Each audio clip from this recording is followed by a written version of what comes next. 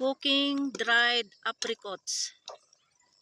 I have time today because I will not cook our bayan because yesterday I cooked for them mutton curry with potatoes. So there is extra for them dinner. Then I cook also dinengdeng for me because morning time lunch I eat fried rice. Then this dilis, fried eggplant and fried egg.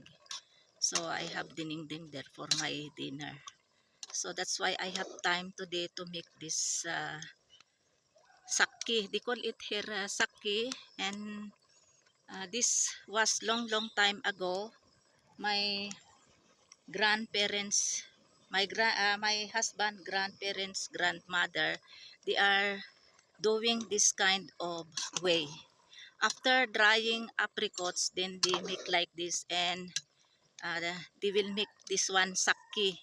So when cook this one and become cold, I will form this one into circle and then and make dry again. So just wait what I will do for this one after cook. This one I dried before 1 month ago, so I keep only like this because somebody is asking. So the rest I make this sakki. What I did this one I wash this one 2 to 3 times, and then I put little bit water. Yan, oh. So it will become cook. It's like you're cooking jam, but this no added sugar or anything, just add only water, so can be cooked this one. So tomorrow morning I will make shape this one into circle and then I make dry again because time check is 5:35 p.m. now. So no more time to make this one because it will, I make this one become cold, then I make shape, so morning must bitter.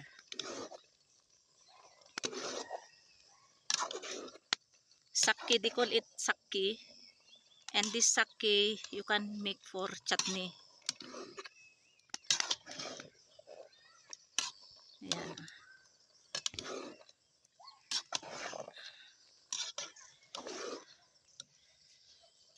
So I cook here in firewood outside, so can be save my gasol.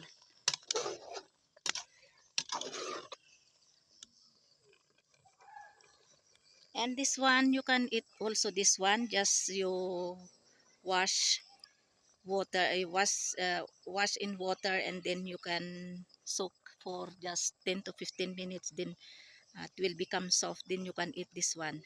And then you can make this one also if you are cooking biryani, then you can add little bit like this, like this, two or like this, 4 pieces, then you mix in biryani if you're cooking, so it your biryani more tasty.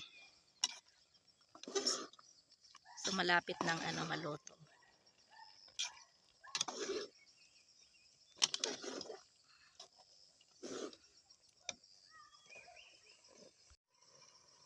So this is the way they make this one, dried apricots, and cook into sakki. But here I think only in our village, Creek, Raulakot. I think in other some villages in Pakistan nationwide, they don't know this kind of version because I'm sure I know that every season they don't have this kind of apricots, so that's why they don't know this one. And many places here in Azad Kashmir, they don't have this kind trees of apricots, but here in our place Raulakot, especially here on our village, every houses we have trees of apricots. Every houses they have 1, 2, 3 trees like that, but for us we have uh, four trees of apricots. So that's why when there is time season of apricots, I gathered together, then I make dry. As you can see my uploaded videos last month, I think ago, when I was picking up and make dry.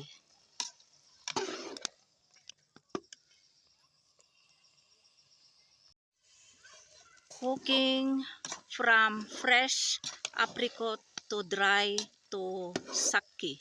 This is traditional version way to cook here in villages here in Creek Raulakot. This one like this. I make dry, then after that I make like this. It's like you are cooking jam, and they call it here sake. This one.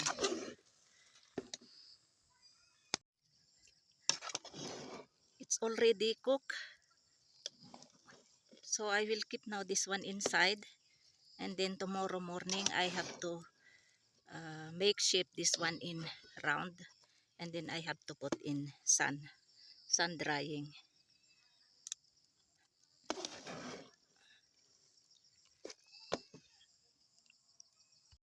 So I keep already here in kitchen because it's 6 o'clock p.m. now, 6 p.m. So alhamdulillah, mission finish. Because I have tension to make this one and always busy. So alhamdulillah, I have time to make now because I did not cook our viand for today. So that's why I have time to cook now this one. So, and this ready to make a shape tomorrow morning.